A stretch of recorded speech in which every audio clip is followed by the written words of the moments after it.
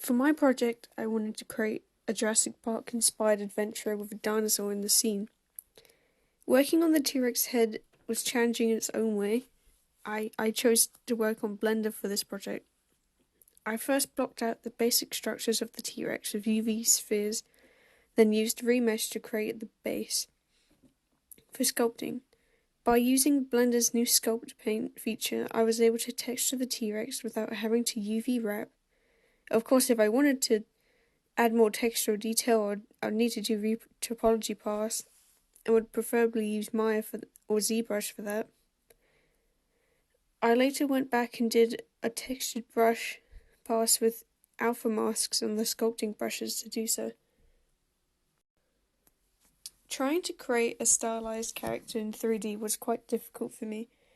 I decided instead of doing a sculpture and then doing a retopology pass, I would go straight into hard modelling.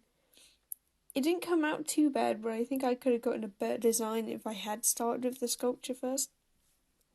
I did want to add a big cloth simulation in the form of a trench coat to my scene to try and get a more realistic feel, but ended up experiencing a bunch of glitches when trying to get the trench coat to form to the armature correctly. I found that transferring weights helped somewhat, but not enough to make me want to keep it. For the environment, I created a set of ferns, one low poly and one high poly, to try and keep the lag down. When placing ferns further away, you wouldn't be able to see the detail anyway, so I just make them low poly.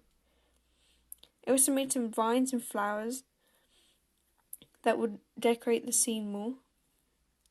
I chose to create a shader that would let the ferns be slightly different colours and tones, depending on where the light was hitting them, so it looks like there's a bit more depth to the scene. Overall, I found the project challenging but very fun.